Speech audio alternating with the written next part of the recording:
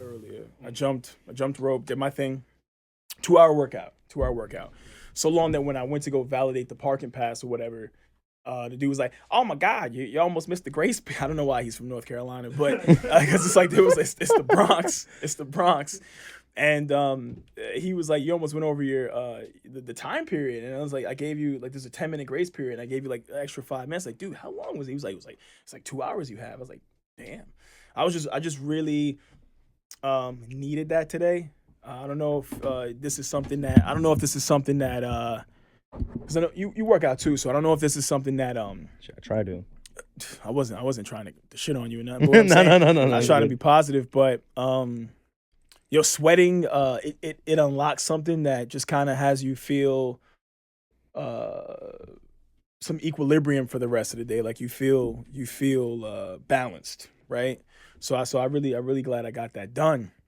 But as I was saying earlier, your cameras make me look really good, bro. Stop looking at the cameras, bro. No, I'm not. Look at me, I'm bro. actually, Look at me. I'm actually really focused on you right now because I can't deal. Every time I want he's like veering right, like I looking want at to himself. ask myself for my number, and I can't yeah. believe You're wild, bro. that these New York women are putting me through it, bro. Every girl I'm attracted to has like a boyfriend. At least they're loyal, though. That's interesting. Because it means if I got them, they'd be loyal to me. All right, that's what that means. I But if guess. you got them, then they weren't loyal in the first place anyway. No, but if they were single, let's say. Yeah, but then how do you know if they're loyal? Exactly. If we meet He later. he had to buffer a little bit. There was a Maybe if we glitch. meet There was a later. glitch No, in the like, matrix. This is crazy. I wonder if this girl ever watches this, but like there was this really beautiful girl in like the Stop and Shop like parking lot. I'm probably just snitching on myself right now. Hopefully, anybody don't translate this. Anyways, this girl in the Stop and Shop parking lot, she was gorgeous. And my name was like Alana or something like that. And I screamed out my car, "Nice sweater." Right? And then I drove and parked, and I was waiting for my boy to get out of the Nice Stop and Shop. sweater. I said, "Nice sweater." That's She was crazy. really cute. She was really cute. I said, "Nice sweater." I'll say anything. I have. No filter? No, it's not that I have no filter, and that's funny. That's some Gen Z stuff to say, because you should be able to say whatever you want with respect to people. I was gonna say. And like if they don't receive it well, you follow suit. Like you say, you apologize, whatever. But I think people are too afraid to communicate. I just thought she was a beautiful girl. I said, "Nice sweater." I think that it's not a cat call, bro. I didn't say like, "Yo, shaking that ass." I didn't like. I don't know who says that. I don't know how to cat call. 'Cause I'm not like some sort of dickhead. But what I'm saying is, I like when British people say dickhead. I'm not a dickhead, right? So I don't like say like damn or crazy shit. But like Okay. I'm like hi. So I said, "Nice sweater." So I parked the car. And then she was with her homegirl, and then she like drove past, and they were both like bye. And I was like, yo, I have to take this opportunity. I'm like this one of these kind of people where I got one life to live. I got to take the opportunity. So I drove the car, pulled up right up next to them, and just started talking to her. And she was like, "Nah, I got a boyfriend. I'm not gonna let you get the Instagram or the phone number." I was like, okay, cool. But like I just kept talking to her, and she seemed like flattered and stuff like that. And then I think she said, I work out at Export, which is in Bay Plaza in Co-op City. And she was like, "Yo, if I ever see you again, then it was meant to be." It was probably like a month and a half ago. And I hate that. I shouldn't say that out loud. It's a nice gym. Anyway, so I don't always want to go to Export just because of the crowd, and they never put weights back. Because of the environment. But I like that it's musty in there, so I sweat quickly, so I jump a lot of rope and stuff like Okay. that. But yeah, I don't know, whatever. That's weird. Not musty because other people are musty, so I can like sweat. That sounds terrible. But anyways, so I haven't seen her again, but it was funny. Her homegirl, it's always the homegirl, was really trying to put me on. Because the homegirls be knowing, she's like, "This dude is handsome." And I even pulled this cap on her, bro, because this is cap. I was like, "Yo, am I at least better looking than this dude?" And she was like, "Well, he's pretty." She said he's like pretty handsome or whatever. I'm like, "Bro, this dude is not better looking than me, bro. He's probably like some small-handed, skinny Spanish dude." Like honestly, probably because every time these girls have a boyfriend, I'm like never impressed. I want to be shut down by like a freaking like Idris Elba. I want like Henry Cavill to walk out. Like when I'm dubbed and that's the dude, I'd be like, "You better have sex with that man. Like, good for you." You know what I'm saying? But I know because it's Co-op City. So I know that dude looked like he's only had hot dogs in his life. So, but she was trying to cap, and her friend was like, yo, like her friend was really trying to make this work. And then I told him about my future goal to move to another country. I don't maybe I'll reveal in the podcast where I'm moving, but I'm not going to say exactly where. But I told him, and then she was like, oh, she's part that. See, I'm smart. She's like 6% that, whatever that is, or some shit. And I was like, cool. So what happened was this is how I found out. So I drove, like, not sad, but I was like, damn, I tried. So the friend pulls the car right up next to me and opens her window again. Like, this is like a minute later because we're turning the same corner. Driving. Yeah, the friend is really trying to. So where are you moving? And this and that. And she's like 6% this and all of this stuff. And I'm like, that's cool. And there was this beautiful moment where the sunlight was like coming through the car and it hit her. She's so beautiful, bro. Her skin, like, she's beautiful, bro. Like, and the sun hit me and we're both looking at each other and we just like smiled. And it was a really nice day. It was a really, and like she drove off, I drove off. Like, we had like this, they like kind of asked me what I did and stuff like that. And I think they were impressed, but like she was really trying to stick to her guns. Like, yo, she got a man's, which was cool. But her friend was like, yo, her friend was trying, fuck him. Her friend was like trying to make this work. Because I feel like, I don't know if the friend was older, but I do feel like past generation women, people would try to say, oh, Rodney, the reason why, like, you know, like, bro, I'm not too shabby. But here's the thing, like, I'll make a joke. And like this is like a meme on the internet. Like, when you work out, the attention you actually get is mostly from dudes. And then like I find that you know, I do speak to people, but and we'll talk about this because I want to get your opinion on this. Is like, you'll get a lot of attention from, like, you know, heavier girls or like gay dudes or like people you're really not looking for when you focus on like your purpose. And I think when people focus on their purpose and focus on their physical, what people don't realize is that's not narcissism. That's actually not egocentric. Like, when you care about yourself, it rolls into the whole diagram of self and mental is connected. It's like Greek philosophers talk about it a lot. And when you see them, you gotta know who you are. Yeah, you gotta know who you are, and sometimes going through a difficult thing physically, and we'll talk about that today, like the things that made us stronger.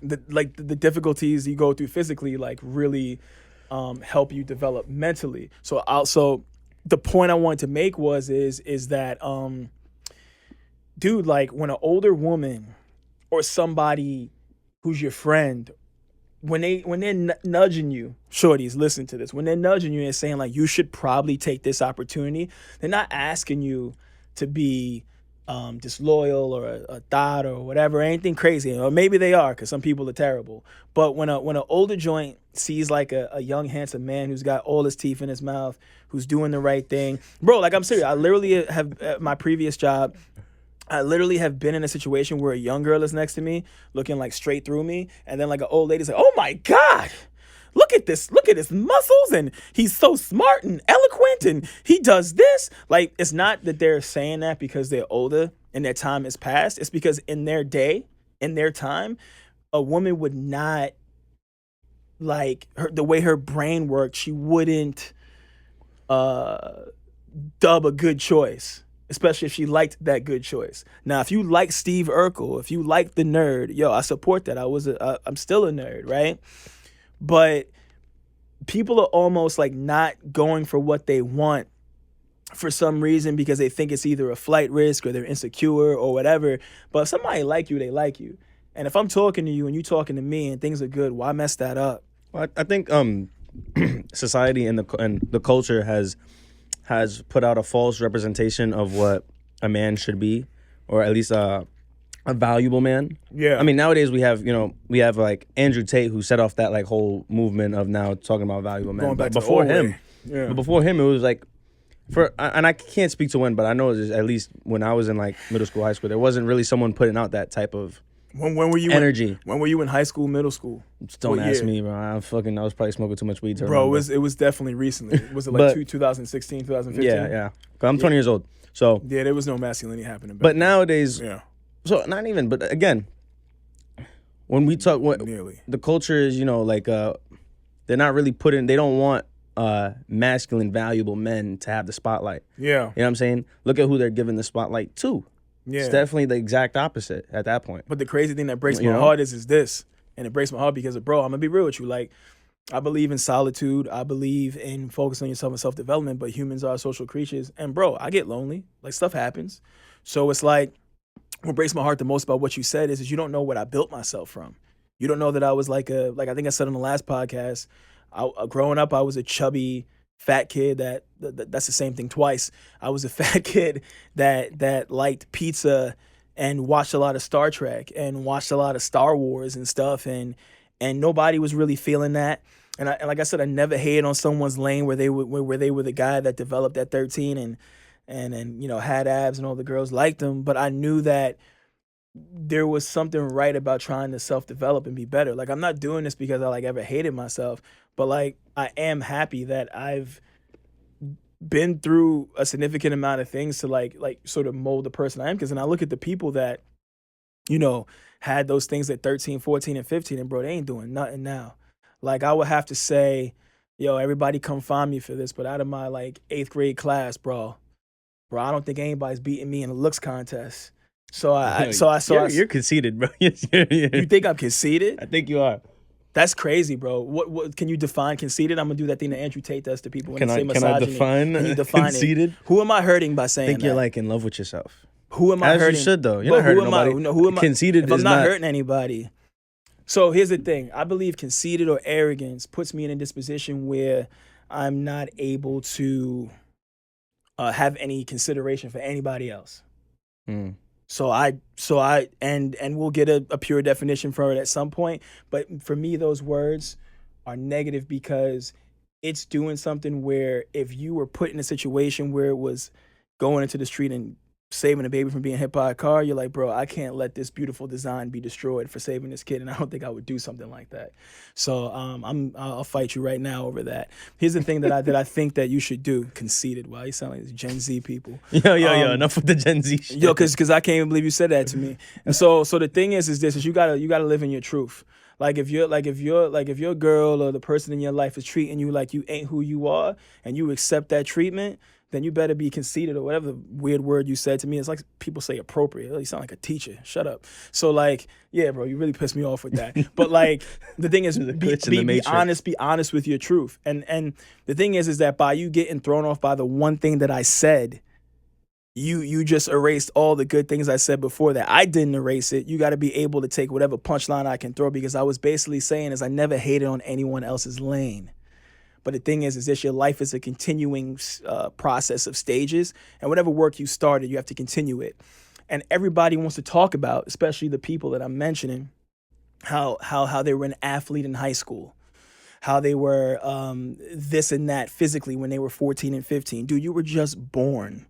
Your ability to be good at things and be lean is much easier when, you know, your testosterone is depleting each year. So now you're 30 years old. What are you doing? So the only reason why I said what I said about winning a beauty contest or whatever is because, bro, you still got to continue working on yourself. And I'm not saying that. And, bro, I don't like use Tej Hanley or like stare at my face all day like the dude in Punisher who was obsessed with like his skin. Like, bro, leave me alone with that. Like, I don't even got my nails done right now. My feet are looking crazy right now. And not crazy for normal people, but crazy for me. Call me conceited, bro. Let it go, bro. Bro, that's so weird, bro. That is like, bro, you just went like 3rd grade teacher on me, bro. That shit got me. Yo. What are you gonna say? I'm inappropriate now? Jesus Christ. Man, sound like HR, bro. All right. Ask the questions. Ask the questions. I don't know. Get it off your chest, bro. I mean, I think I'm sparking something here. So we were on the point about dating.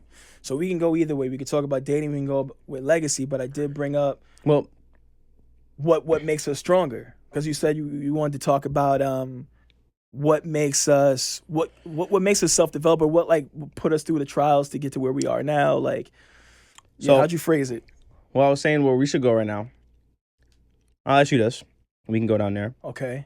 Where we going? What's the legacy that you kind of want to leave for the world and kids if you decide to have?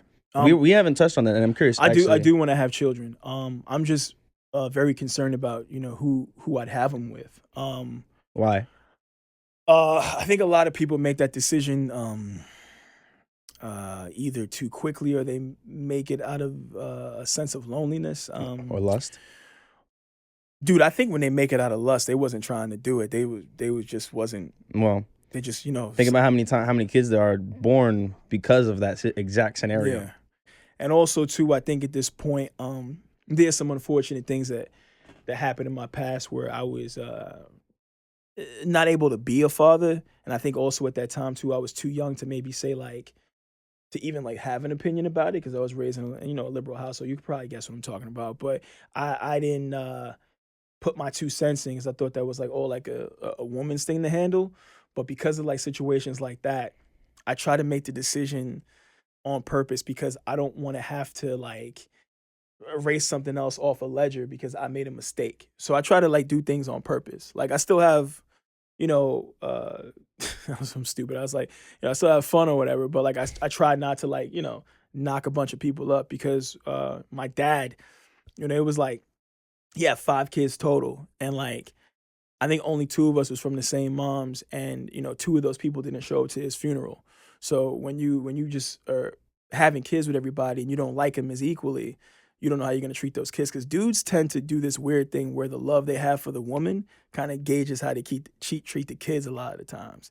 And just looking at my mom, her being tall, light skin, slender, freckles, beautiful woman, took no shit, like literally a variable catch for my father. Like, why am I the only one to have his name? Why was I the only kid that he ever talked about or thought would be something great? So that's a part of my legacy too, is that my father had a lot of faith in me, and that would transition to the fact that like I do think that I'm ready for these things. I do believe in my ability to earn, my ability to create success in this world, to have all the things that I want, because life has shown me that the people that I've lost, my father, one of my best friends, Duvon, my grandmothers, my grandfather, these people, each time they ascend up there, like they're kind of watching me and guiding me. And honestly, your life is like a video game character. It's kind of like Grand Theft Auto. Like everything is the divergence of choice. So it's like you making decisions means you're going to be okay. A lot of the people you see get messed up in the game, they're not actively making decisions. They're like, okay, whatever. Like tonight, I'm probably going to go out for a little bit. I'm definitely not going to drink no matter what some girl says to me or what my boys say. Yo, I'm going to let you drink and look the way you look, and I'm going to have seltzer water so I can get up tomorrow morning and do what I have to do. So as far as legacy, I just want people to like who know me to really know who I am. And I think it's the reason why I get so offended with the word conceited or this, that, and the fourth is because someone should carry themselves with an air of care. Because some people will call you arrogant and self-absorbed because you don't walk around meek, because you walk around with your head low and your chest caved in. And they'll sit there and say, oh, this person, they're going to inherit the earth. They're the meek. Like, and what you were talking about how they kind of have reframed what's attractive. Like I was talking to my boy about this the other day, and like, like Benny Blanco was like dating like Selena Gomez. And I'm just like, bro, what the fuck? Like, yeah, I'm so confused by it. And then like, I've even seen on videos where like something about him being like that kind of ugly is like charming. And I'm like, cool, but he could eat less Cheetos, or maybe, I don't know. Like if you're happy being the way, I'm not trying to crap on people being happy, but it's like certain shit don't make sense. When you lean into this too much, there are dudes with 0% body fat who wouldn't hurt a fly. And I think we talked about this earlier. Herbs are the greatest threat to our existence, and they get by. I've been dubbed over a person who like I probably know is a herb, but because they look unassuming, they don't look like a flight risk. They're out of shape or something. And I've heard motherfuckers referred to as like, the cream of the crop of ladies, man. I'm just sitting there confused, like staring at a ceiling. Like I ain't jealous, but I'm just like, whoa, this is some New York shit. Cause I've been questioned by like chicks out of state, like, why am I single? And I was like, I have no idea. I don't really know, because like most people, even though America has a general issue that like New York has, because I think that cities have it more. This whole like, I mean, you're gonna name it. I don't know if I call it blue pill or gen. What, I don't know what the hell it is, but it's weird. It's almost like they don't even need to depopulate us with a with a genocide or like creating a political situation. They can just genocide us with the fact that none of us are getting together anymore. I mean, dudes are like virgins till they're 30 and whatever's going on. And I think that there's villains on both sides. There's feminine men and masculine women. And I get it, bro. You could be whatever you want. But at the end of the day, the first two math equations of the human race produce children. I'm just saying, until we come out with the codex like in Man of Steel and start birthing people out of a plant nutsack or whatever the hell it is, dude. Like, that's weird. That doesn't seem fun. The most way to get humans is by human beings cohabitating with each other. So we really have to question. Everyone's free to do what they want to do, but if a certain thing is being put into media, and that's the way because dude, it's not even making money anymore. Disney is like losing money. All these companies are losing money trying to push these weird political agendas. And then, like I said in the last podcast, Jack Reach is the most popular show on TV, and he's a atypical masculine man who does karate on people's faces. All of us are yearning for like different versions of whatever. And it's not true that people are racist. We talked about how science fiction was already progressive. Dude, look at how much money the Fast and Furious franchise made. And if you look at every single one of those movies going back to 2001, there's only like one white person apiece in those movies. Like Fast and Furious had like Korean people and Asians speaking perfect English, Latino speaking perfect English. Like, bro, like I know what I'm saying sounds crazy, but back then to see an Asian dude like just being like, yo, what's up? That was weird back then. We was used to seeing Jackie Chan, not knowing what the fuck he was talking about. And the thing is like, things like Fast and Furious showed us that a movie with only one white dude in it can make billions of dollars. We always loved diversity, but now it's like, instead of writing great stories about family and friends and trials and tribulations and the hero's journey, we're focused really on just like a political agenda. But I don't know if I'm getting lost here, but just back on the legacy is just really having people close to me, like really know what I'm about, know who I am, and who I really am is just a person that like I've always just wanted peace. I've always just wanted to be happy. And I've realized this recently. And it's funny because it sounds like I'm blaming everybody else, but I've always been a happy kid. The only issue I've ever had in life was encountering negativity in other people. It's almost like, remember how you said in the last podcast that kids are usually positive, like they're not programmed to be racist or bad or whatever. They're like a clean slate. Yeah. Dude, I don't ever remember being sad. Being sad for me was like, I'm called ugly for the first time, or somebody's fucking like mean to me or wants to like kick my ass for no fucking reason. People want to call me like, white because I speak English properly. People want to call me Dominican because I sound like a fucking degenerate. Like, just all the shit that people do to me just pretty much gets on my nerves. Like, if you just know me in a general setting, like, beyond me being like a fucking like, that's the word I will take. I'm fucking obnoxious. And like, and also too, I'll say this for the fucking record, that if I feel like you're getting on my fucking nerves, I'm going to get on your nerves better than you ever will get on my fucking nerves. Like, I'm like one of those people that gives you a noogie and like flicks your fucking head. Like if bro, like I can easily choose the higher path. Like if I know that to defeat you, all I got to do is shut up, you'd be surprised how quiet I could be. You'd be surprised how easily I would ignore something. Like this girl called me an asshole today because she was walking in the middle of the street and I was driving quickly, but then I like stopped to like, not hit her, and she went back on the street and she called me an asshole. And I just sat there and I thought about it and I was like, oh, that's just a word. And I just kept driving. So a lot of things don't bother me, but I do feel like I've built this resilience to just the equation of the fact that human beings are our best, most valuable currency and our worst currency at the same time. Like if I could just go to a place where everybody was just chilling, I would definitely be in peace, because I just love collaboration with people and I love to smile, I love to laugh. But a legacy I really want to leave behind is that almost that of like a hero to the people, my family around me. Like, dude, I'm not even gonna lie to you. I'm a pretty sensitive dude.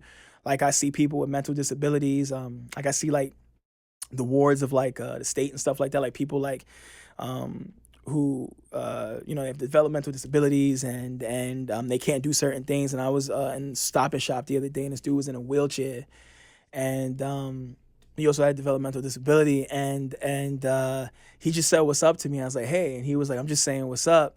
And then I did like this, and he just started smiling because I was wearing like a Superman compression shirt. And this is not some conceited shit, but like when I work out, when I do difficult things that other people can't necessarily do, I do it because they can't, so I do it for them. Just like when I was a little kid and I saw strong people, like I would see masculine men in movies or Arnold Schwarzenegger, somebody doing something powerful, right? I was like, I want to be like that one day. I'm weak and I'm feeble now. I'm a fat, chubby kid now, but like one day I'll be built for this work. I never hated my friends because they got the girl. You know, I would cry about it because I would probably like that chick too. And you should see some of them now.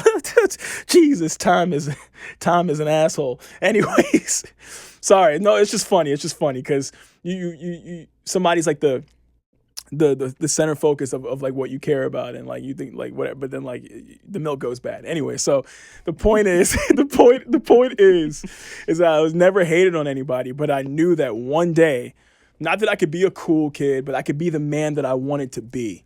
And if you really ask me as a kid who I wanted to be, I want to be Batman, I want to be James Bond. It's because those people represented triumph to me.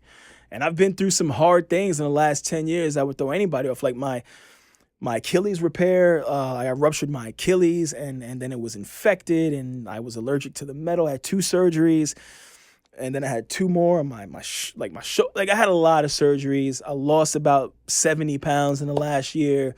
I regained my body from being lean like several years ago. Like, you know, I've lost my father. I lost my best friend. There's at least 2 people recently that died that I knew very well. And I really am trying not to like let it throw me off. I'm mindful of it, but I'm mindful that I still have a life. I still breathe, and there's many beautiful things I can do. I can actually make myself and my father proud that I am that guy who's running a company. Like I am this actor. Like I am this dude that you see in commercials. Like I want to be great. And the crazy thing is that I'm not hating on people who are just them. I'm hating on the fact that we're losing our ability to want to become great. Like we're leaning into the fact that, yo, you drink Arizona iced tea and you eat Cheetos and that's okay. Just go and not give a shit about your life. Like if you're happy doing that, you're happy, but no one is. Like I was looking at a music video today and the girl was talented and she was heavier and the girl was skinny and she was talented. And I'm like, bro, if they could press a button and switch, she would find out how easy it is to probably dance leaner. I'm just saying, like, don't tell lies. Like if you happy, you happy. But also too, like I've witnessed how people, when they don't focus on their, like, dude, my dad died at 69, which is virtually a young person, from eating. I don't know how always to say it. You can be as big as you want, but that shit don't carry you on the earth that long. Being big and strong, yeah, because you're more durable. It's been proven that if you like strength train, your body has more longevity in it because you're fighting against that gravity. But dude, I'm just saying, like, I just want to live a legacy where people just kind of saw that I took chances, I did the things I wanted to do, and I made the things happen that I've always talked about. I felt like a procrastinator for a long time, but I found myself in a position where if something did happen to me tomorrow, I could review a lot of the things I've done and be happy about it.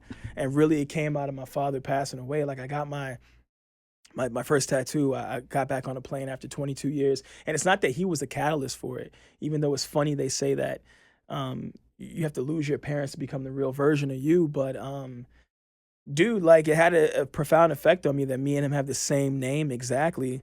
And his name his passport, he didn't have a passport, he didn't have stamps, it didn't travel anywhere. And like, it's beautiful to know that, you know, and I do believe there is a afterlife or something else going on where he can see me, I know he's proud. Like he's probably seen half of the dope, amazing things I did that I won't talk about. He's probably like, yo, go, bro. Like, my dad was probably just like, yeah, as I wish that he was with me. Like, it sounds funny, but before he passed away, he was like, yo, Rodney, we got to go out. We got to go to the titty bar. We got to have like a good time and shit. And then he died. And it's like, I watch fathers chill with their sons, like go out and drink and stuff like that. And their fathers are older. And I'm just like, yo, I can't ever do that again. And then my mother's great, but I think about too, like eventually, like in some sense of the word, I'll be an orphan at some point. So like all the things, and I know that sounds crazy because I'm grown, but it's it's the fact of the matter. And I like to look at shit truthfully.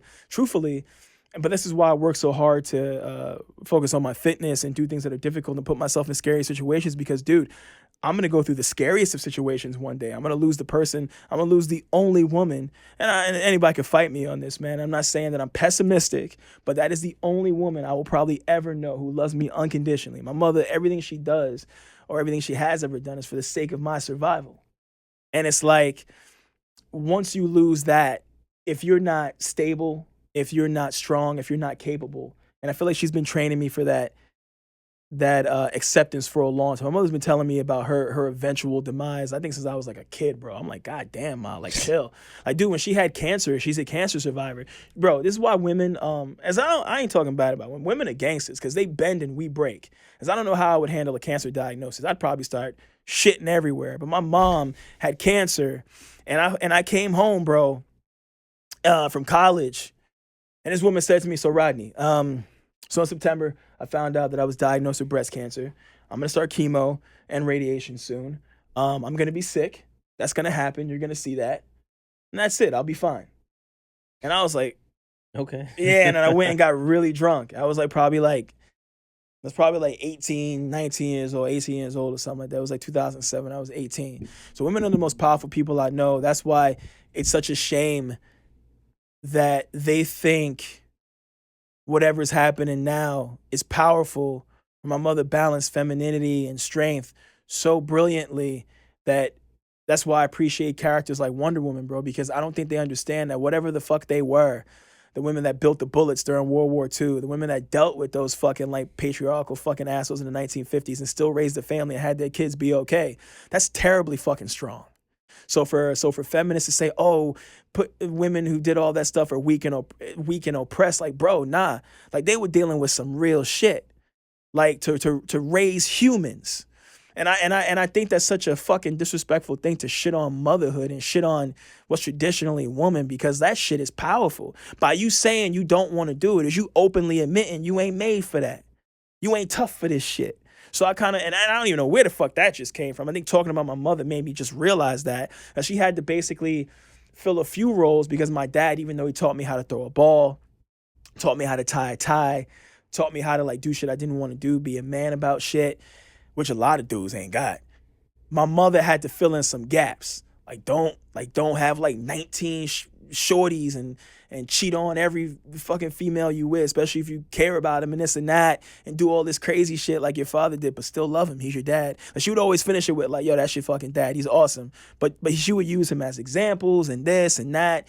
Like, she always balanced everything so well, because I love the shit out of my father. And that nigga cared about me so much. I said, nigga, that dude, that man cared. That man, it in there yo, too. That man cared about me so much that my own family, and I won't name names, took this man's ring, watch, all of the possessions, like heirlooms that I could have had, told me they were gone in the wind, and I was gonna do something about it. And my mother said to me, that man loved you more than any human being in this world. You have something that most of them kids don't even have. You have good memories of him. And that's something that, and to have a man love you like that is powerful. Having a father is real. That's why I want to be one day. But anything that I've ever run away from is I've been like, yo, that bitch is crazy. Like, I got to get out of this. Or some of the times where I wish I said something, but, you know, I was young, but like, dude, like, I'm happy that I made it to 35. And also I kind of feel like, too, just with the weird wave that's happening in America, like, if that girl isn't from like at least a wholesome traditional upbringing or like another country, I'm terrified as shit of getting some chick pregnant over here. I feel like that would virtually be the end of my life. I feel like, bro, like, oh my God, I'm about to be on Maury, bro. Like, I feel like literally, like, every time I remember I used to watch Maury and be like, did I eject properly? I used to look at Maury and be like terrified, bro. But that, like, I got to bring some comedy to this shit because it was getting kind of dark. But the point is that we not in a world where having a kid is we're not in the country where having a kid is always a beautiful thing. Like I would hope And I'm happy for all my friends who are getting married. I'm happy for all my brothers who found somebody that they really care about. But it ain't easy, dog. And I be out here trying, or lack of trying, and honestly, I'm kind of happy when it doesn't work, because I have a lot of goals that are about to happen for me in the future, and I have a lot of things that I'm trying to do, and I can't let anything really deter it. But dude, it's just cool being in the presence of a kind, feminine woman that's just trying to shoot the shit and talk. Like, when girls are not being assholes, bro, and I'm not saying that them not liking me or something, I'm not trying to be oppressive, but I'm just saying the natural, because they're going to turn this into everything, bro. But just the natural vibe between man and woman, when we're just talking and just having a good day, and it's mutual, it's a beautiful feeling. But I feel like a lot of times I've been in situations where it's highly mutual, and then it's just kind of like people let shit fall to the wayside. I think our generation lets too many things fall to the wayside. I think there were more simpler times where if you found a good person and they found you, y'all might not fuck it up. Y'all might not fuck it up, or maybe you'd fuck it up. People are too passive nowadays. They let too much shit slide. They let shit happen, and then they're really not okay with it. You know what I'm saying? Like, yeah, you let your woman do something, but you're not, like having guy best friends. You see this transition? He's doing a transition. That's some hoe shit. I'm doing no, because we talked about something earlier that you about to talk about. But a lot of dudes are very. You gotta schedule 2 hours next time. A lot of people are too passive about things. Men especially, they don't say what they want initially. They just let shit happen. And women want men to be honest. Yeah. Because the thing is that I think women are also offended too, and I've told ex-girlfriends, it's like, that dude, he might be your friend, but the reason why he's angry at you right now is because I'm currently smashing the bricks. But basically, beating the bricks. I think that's better. But what I'm saying is that if that dude was just honest and got dubbed 5 years ago after all the laundry, and this is a true story, after all the laundry he did for you. She's probably gonna put a spell on me or something, this chick. After all the laundry he did for you, after all the things that no man on this earth would do for you besides your father, and you never had sex with him one time, he could have just asked you out 5 years ago, and you could have just dubbed him, and then he would have had a life. He lost 5 years being soft. My thing is I got a lot of dudes telling me, you got to be more covert. You got to play the game, bro. If I see a girl and I think that she is cool or dope or whatever, I'm like, I'd like to get to know you, blah, blah, blah. Let's go out sometime, blah, blah, blah. What's your number? That's not oppressive. That's not aggressive. If they say no, guess what? Now I know. Instead of talking to him about shampoo, did you watch Gossip Girl or whatever the hell they watch, or like just going undercover and being somebody's homie, has never worked out for me. Because when I was in high school, I was always the crying fat homie of the chick, and I watched everybody. It was literally like Urkel. I watched everybody in the world get them chicks, bro. You know what quality? While I was crying. What quality is that? Quality is that I was also a teenager. You don't have a fear of being rejected or of failing. No, which I think is missing. It's just a lot from men today. Yeah. A lot of men they fear getting rejected, and I get rejected every fucking day. Failure is it's one and the same. It's just a different category of failure. And I think that's why men are also very passive, like I was talking about, and that's why men don't know who they are. They don't know what type of man they want to be. I mean, you were saying how you are the man that you wanted to be as a kid. Yeah, a lot of men don't have that. They don't even have that passion. They don't know. They like. I asked some nigga they're what trying to be the next man. Bro, I asked some nigga what he wanted to be when he was a kid. He said a cop. I said, nigga, get the fuck out of my face. What was wrong with that? What I'm saying is I didn't mean an occupation. I was meaning something deeper, and I was hoping. I like to trick people into saying the right thing or the wrong thing. I never said when I was a kid I wanted to be an actor, and I do want to be an actor, but I never said as a kid I want to be a cop. I would talk about what I wanted to embody as a human person, as a man. So the reason why I would say stupid shit like Batman and James Bond is because they were heroes. They saved the girl. They stood up for what they believed in. They set their boundaries. They were dedicated to a mission, to a cause. They were about shit. Dude, some of the best parts in any of those fucking movies is when James Bond is like, yes, mom. And he goes and does some shit. Or when Batman's like, give me 5 minutes. Give him 2 minutes. And he goes and he just does some shit. Dude, action-orientated motherfuckers, that shit is fire, bro. And I'm just like, and I was like, dude, I procrastinate, I suck, and I eat mayonnaise. How the fuck can I get to this? And there's a path. It's just doing what the fuck you believe in. Bro, like because I said what you want to be when you were a kid. Now, if you can tell me the things that a police officer embodies to you, not some general shit like I just wanted to drive around a cop car. No, but if you could say like police, in my opinion, stand up for society, uphold justice. They're the best communicators and the best. Bro, I've heard cops talk to people, and whether people hate them or not, them motherfuckers is better at customer service than somebody at a motherfucking Gap, because they got to ask permission to do everything to your ass. They got to say, can I do this? Can I do that? Can I do this? Like, literally, you're dealing with the public. You're dealing with people's lives, and you carrying a pistol that can end lives. I'm not saying every cop is bad, every cop is good or whatever, but the police that are really trying to do what the fuck they got to do, it's a hard job, because you're dealing with fucking humans, bro, and you can't fuck up. You can't fuck up. So if he really wanted, it was some young, yeah. It was a deep. That's it. I never thought about it that way. When people say like, "What do you want to be when you were a kid?" and a lot of people say career choices. Yeah, I want to hear concepts. I want to hear like, who the fuck do you want to be? Like that. Like, yo, you're saying that, and I feel like I just had like a whole bunch of like thoughts in my head just going. Bro, I wanted to be a man, God. And people make that joke. These stupid people today with their stupid jokes. They were like, "Where you weren't born a man."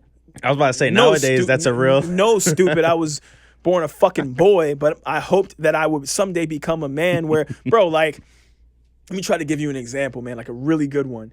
And if I take too long, just change the fucking subject. But, dude, like those fucking scenes in movies where like, dude, I think it was in the last James Bond movie where his baby and his girl was in the forest and they did like some Papa Cub shit. He gave her a fucking pistol and James Bond aired all them niggas out to protect his fucking daughter and his girl.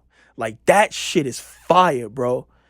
And that shit was so fucking hard and masculine, bro. Or like those movies where this nigga's like, yo, I'll take care of this, and then go and does some shit. Bro, that shit is fire. And when I was a kid, I just always wanted to be somebody that could protect, because, bro, we're all scared. I've been the person who somebody's been bigger than me, or somebody just had the energy where they wanted to fight me, and I couldn't understand it because I wasn't ready for war. I only understood how to be, passive about shit. And the crazy thing is this: we don't live in a society where that will ever really change. And there's too much pacificity being pressed out into the universe. Bro, be as positive and peaceful as you want to be, but you also have to have the responsibility to protect peace.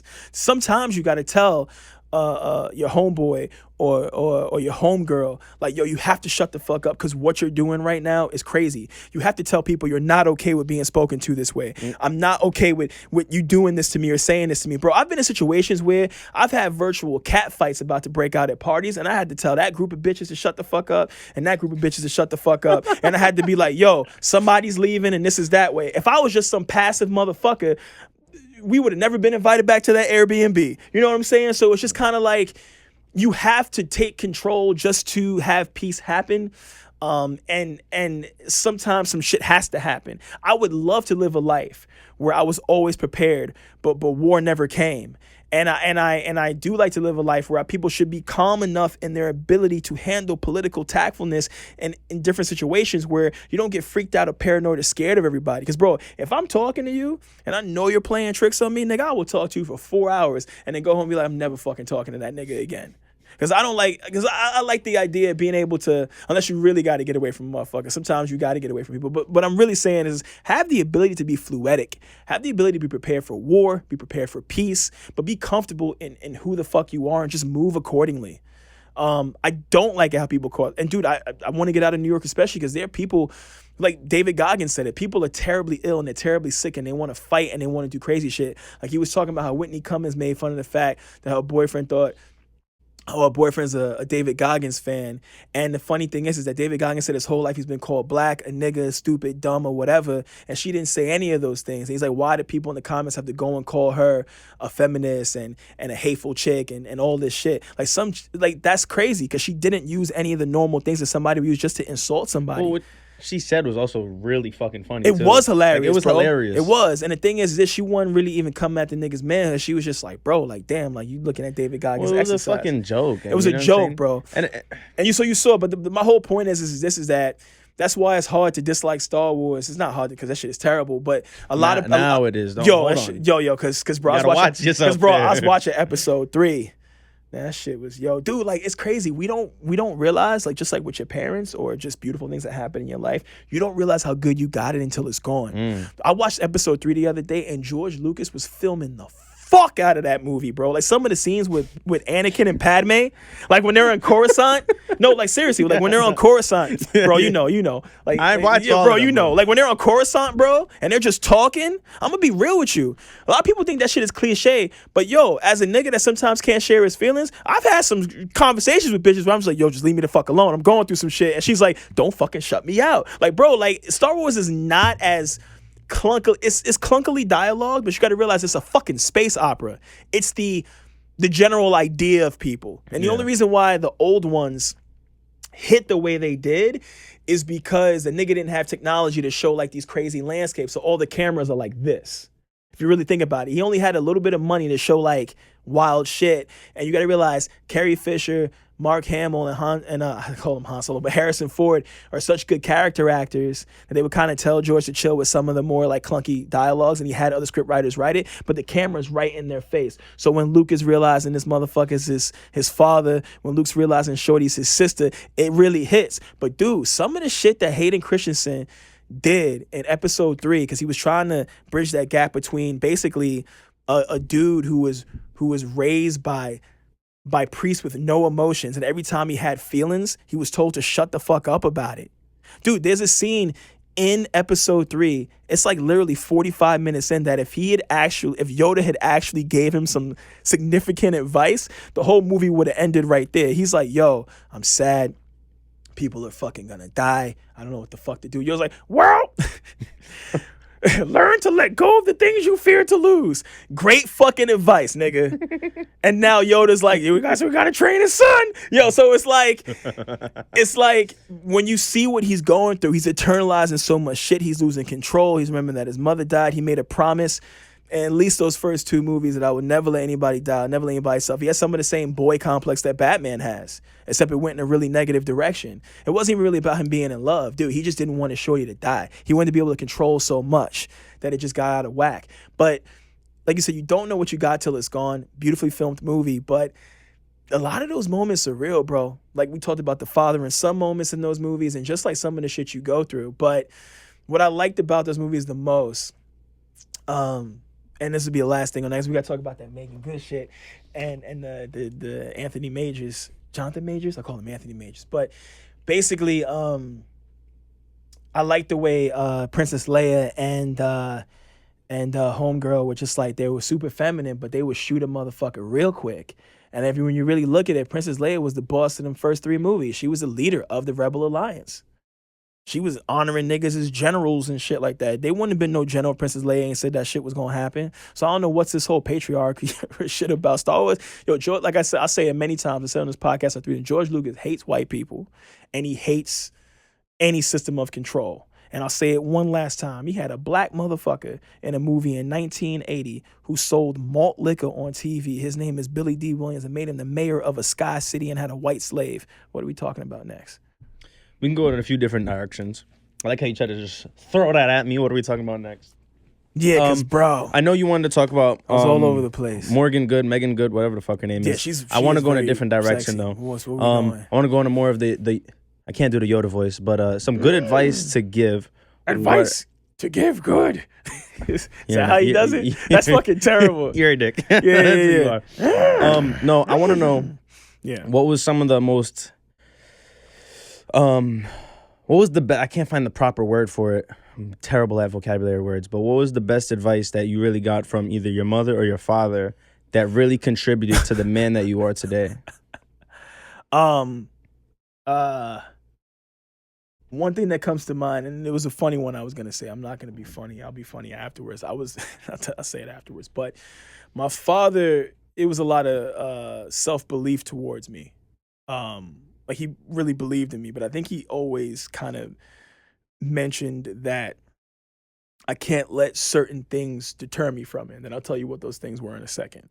And then with my mom, it's kind of messed up, and I don't like it because, you know, I love my brother, but she would always say, like, Rodney's smart. I'm not worried about him. And the reason why I would I brought my brother was because she was saying in comparison to him living like he does things very structured. And I was kind of all over the place. Like I left college early. I did this, I did that. But she always just knew that Rodney's intelligent. He'll do it. And then when I finally told her about my goal to leave the country, do this, do that, do all these things, she was like, I love you and I believe in you. And she's the first person to tell somebody that they're fucking crazy. And anytime she asks me if it's a mistake after that, she kind of says, I'm just asking because I'm worried about you. And I know it's not a mistake. It's just hard for me to say it in a nice way. So she's always just giving me the advice that whatever I put my mind to, I can do. And she's always sort of noticed that my procrastination is like the antithesis to that. But like as far as advice, man, like, dude, I think the best thing she ever taught me, and it's why I love I love my mom. I love women for this too, because there are a lot of women that have this capability. But I remember she gave me the advice that basically, like, if you need help, ask for it. I remember when I was a kid, I was getting in trouble and I went through some shit that was really hard, where I think my life would have been over if I was like 7 years old, where like I was being accused of some wild shit, bro. And I didn't even know what the fuck was going on. My principal, between my mom and my principal, they like saved me from the shit because they like realized that like the person that we were dealing with was like a pathological fucking liar. And I remember my mom told me, if anything ever like that happens to you again, there were moments, Rodney, where if you had told me what happened that day, I would have came and I would have violated that fucking person that did that to you. Like I used to go through shit alone because I didn't know how to handle shit. I was a kid. But I watch adults who go through this shit. But I remember my mother told me, like, yo, I'm the only person you got in certain things. Like, don't tell your father. Because with men, it's different. Men have, like, a pedestal that they put, like, their children on where they are logistic. They can handle it. But a mom is almost like a lawyer in the sense that, like, she's able to handle shit from multiple approaches. My mom was like, yo, if something happens, I won't get mad. You just fucking tell me so we can get past it. So she opened me up to the idea of knowing your resources, asking for help if you need it. Like when I learn something new, I submit myself to the logic of people that know what I don't know. And I find it strange that so many kids, like especially they're in the gym and they don't know who like the top 5 bodybuilders are. I'm like, dude, like if you know who the top 5 financial people are and you make money, you know the top 5 basketball players are and you play ball, go learn who Franco Colombo is, learn who like Mike, even though he isn't, Mike Mensa, everybody talks about it. Like, go Dr. Mike Israetel, Lehman College. Like let's shout him out. Yeah, I love that dude. Renaissance periodization. But the whole thing is like, communication is key. I don't have specific words right now. You put me on the spot, but I was gonna make a joke. There was something in there at some point in my life was like, don't trust women, but but like they didn't mean like don't trust women in general. They meant don't like trust bitches. Yeah, exactly. They were like because my dad, I don't think he first saw what generation we were moving into, but my dad thought that because of attackers, come on, bro, because I built myself from a lot, and I'm a living my truth. But my dad foresaw me being intelligent, successful, and because I was really good in school. I always had high honors. I like to play around and be funny. He was pissed when I left college. He was pissed when I did certain shit. But because he like really believed in me, but he didn't foresee the generation we were moving into. He thought that because of who I was becoming, that women would recognize that value, and I would have to watch out for who I picked. I wish I could have told them they don't value any of that shit anymore. Like, I think that even like scenes in like a James Bond movie where Ana de Armas is locked in a room with him, and there's a misunderstanding because she didn't find him attractive. I think that's horrifyingly odd. James Bond is one of the most capable men ever born. I'm going to be real with you. Even in this weird country, he knocking down 90% of shit that comes his way. Or because if this shit is really working, they're going to think he's creepy and contribute to the low birth rates. But the point of what I'm saying is that my dad was basically saying, don't trust the wrong women. And my mother was always saying, be with one woman, be true to her. If you can't do that, don't lead people on. Don't drag them through the mud. Because, like, dude, my dad was awesome, bro. But, this dude birthed so many children and wasn't looked at for no checks. It was a different time, bro. I mean, he didn't really have any money to give, but he did get me a lot of Chinese food. It was awesome. That's probably why I was fat, too. But he really loved me.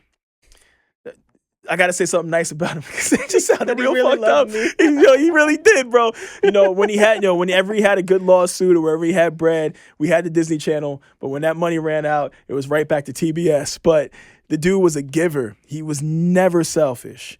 But what I really mean to say is that everything that he did wrong, taught me a lesson on how to be a better man. Like, there's shit that he did that I would never do, including letting his health go. This dude was an athlete, bro. My dad was a ball player. He always walked. He did shit. But the dude loved food, and he loved food so much that it was his comfort zone, even to the point where, I'm looking at him dying, and this dude wants like the illest combo piece from KFC and like a cheese Danish. I'm like, nigga, like, no.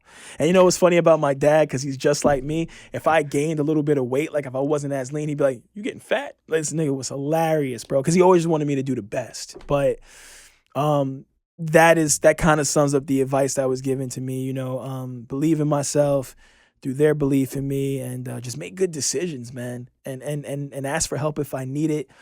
Be vulnerable, but be tough, because it's a balance, man. Yeah. All right. Last thing I want to cover, which we should have started with, and then got really to the deeper shit. But let's talk about what happened the other day, because we got it. I fucking hate politics. Like, you probably got more to say about it than I do. And we'll keep it short, because I know we got a few minutes left. Okay, so first things that went through your head when you seen that happen. Can I be really real with you? I would hope so. Yeah. I thought he was a fucking G, bro. Because I'm going to be real with you. I think I'm a gangster too in my mind, because I don't like begging for my life. But somebody ever shot me and missed. I remember I even said this in grade school when we thought one of our... This is so funny. If anybody sees this from my fucking, like, Catholic school, we used to tell this nigga who threatened to shoot the school up all the time, we used to say to him, yo, nigga, if you shoot at us, you better hope you don't miss, because we're going to fuck you up right after that. But I loved how the nigga was just like, yo, like, I'm alive, nigga, like, Like, I love how he did that, because I swear to God, somebody shoots me and they fucking miss, bro, I'm fucking like, fuck, yo, I'm going crazy, bro, because it's like, you tried to take me out and you couldn't, bro. And the crazy thing is I just like, all the 50 Cent songs in my fucking life went through my head. Like, I was this nigga. Yeah, everybody. 50 bro, Cent I'm like, bro, it's viral. like he's a fucking G, so bro. viral. Because I'm gonna be real with you. I've been in some near-death situations. It's real hard for you to react angry.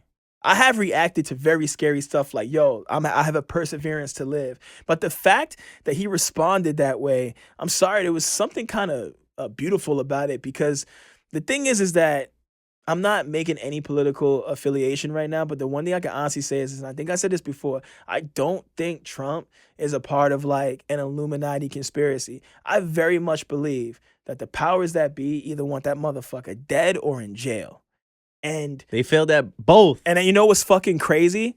If this is a scheme by the Illuminati to get us to believe that he's not the Illuminati, they're doing a great job, because there's a lot of concerted effort to like fuck him off the face of the planet from people who are both on the right and the left. So it's just kind of like, either you should use this as inspiration to be a good president one day, or just kind of see that, like, at least a motherfucker that's kind of just raw and real with shit. As I've never really had an issue with business, reality, or winning. And I know it's socially irresponsible to get a bunch of white people to be racist, but the nigga said what he had to say to like get elected. And the thing is that, in his heart of hearts, he's some nigga from Queens. He probably dated a bunch of black bitches. For a fact, I know people that seen it. He did. I don't think this motherfucker is like gonna eat fried chicken with some fucking poor country person. He probably wear gloves and be in like a fucking plastic box doing that shit. He ain't got nothing in common with hillbillies, but he tricked all them motherfuckers into voting for him. So it's kind of like, I don't really fuck with politics, don't really like it, but I'm gonna be real with you. That was some of the most gangster fucking shit ever, because his security sucked. They got to him mad late. He was like shot and just chilling for what I felt like was an eternity. And then they just picked him up. And I'm like, dude, like, this motherfucker literally... He said, wait. Yeah, bro, literally, like, he was just like confused. Like, I like, it made me not ever want to run for president. I don't want nobody shooting in my ass, but it was something like endearing about it. And because I questioned myself, I was like, is this a trick to get me to like him more? Or is this just some shit where I'm really witnessing a real nigga? Like, it's really hard for me to, I'm sorry, bro. Like, I've been at Cuts and Slices in Brooklyn, and there's motherfuckers darker than me, like hood niggas was like, yo, man, that nigga got us checks. Your body ain't doing shit. I'm about to vote for this dude if he come back. Like, I don't know how much minorities and shit disliking. It was like watching that shit the other day with that old nigga mumbling and talking a bunch of double talk. That was sad as fuck. And it's just like, bro, like, what the fuck are you really saying? What the fuck are you really doing? At the end of the day, I got friends who's immigrants. I got people I care about who's immigrants and shit like that. But at the end of the day, like, it's hard for me to be like, it's hard for me to be like, fuck this nigga. Like, he's just rude. And I'm a man, so I have to look at things logically. I can't just be mad at motherfucker because they're rude. But he's rude and stuff. Yo, he's so fucking funny, bro. Bro, when that nigga started mumbling and he said, I don't even know what the fuck he said. Yeah. I don't think he knows what the fuck he just said. Yeah, that was hilarious. And you know what's crazy? He was doing 2 points on one time slot. He would end off of some shit he didn't like and then answer the question as best he didn't give a fuck about it, care, whatever. And I was like, yo, like, I'm gonna be real with you. I don't dislike motherfuckers that don't give a fuck. Because to me, one of the most powerful things ever is not giving a fuck. Because people who give a fuck, their ability to lean into a weakness that disserves everyone is terrible. Like, I would never agree with Captain America for knowing that this nigga killed his mother and then writing a letter to the motherfucker and giving him a flip phone and fucking in that Civil War fucking movie. I would have been, if I don't blame Tony Stark. Nigga nigga choked his mom out, cracked a fucking neck. I don't care if that was your best friend from antiquity. You fucking telling me somebody killed my mother. That didn't help nothing. You know what I'm saying? So my whole thing is that niggas that do weak shit or care what people think and this and that and the fourth, it don't make the world turn, bro. Tell me flat. You hate me. You don't fuck with me. You don't want my number. You don't like me. Oh, don't be passive. Yeah, don't be passive. Let's move the fuck on. I'm not talking about being not tactful. I ain't talking about being crass. You can eloquently tell a motherfucker like, yo, I'm not feeling that.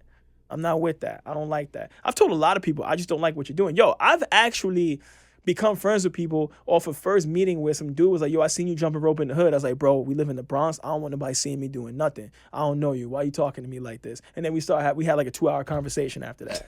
Because, bro, like, I'm not that dude. Like, I've like tried to Shazam niggas songs in City Island. They thought I was trolling them. I was like, nigga, I just wanted to know the Faith Evans song. I forgot the name of it. But that's the... I'm talking about, we got to do another one of these before I leave, man. But basically, I do want to say that people got to try not to see villains around every corner because some people are just trying to approach you with kindness. But if you feel like you got to set a boundary and do it as politely as you can. You don't owe anyone to like anything, but you'll be surprised by how being honest with someone and creating a boundary, I think we talked about this a lot during this conversation, will open up positive dialogue if you do it properly. Because communication is key, collaboration is key. And you don't got to tell somebody to fuck off, but you could kindly be like, like, I'm going through something today. I lost somebody today, or this happened or that happened. Just be honest with people. Or politely tell someone to fuck off. Yeah. I mean, that's it, bro. Like, come, we gotta. Let's not go down too many more rabbit holes. Yo, we doing one more of these before August. We'll do it. Yeah, 2 hours this time. On that note, have the money for it, guys. I appreciate you guys for watching. If you made it this far, I know this guy is very hard to listen to with his conceited ass. Only words. Stoicism. You saw that? That's stoicism. Only words. I'm just fucking around. Don't take it to heart. Look, no, stoicism. Get the fuck out of here. I'm chilling. Guys, I hope you guys hit Roddy the gym. Vision. I hope you guys try to get closer to God. Stop eating Cheetos. Do what matters. Yeah, lay off the McChickens with extra mayo. Some of the real ladies get smelly down there. I'm getting in trouble this for guy's that. wilding. I'm going to have to cut that out, man. All right. I'll see you guys. I'll see you guys on the next episode, all right? Peace. Oh, shit.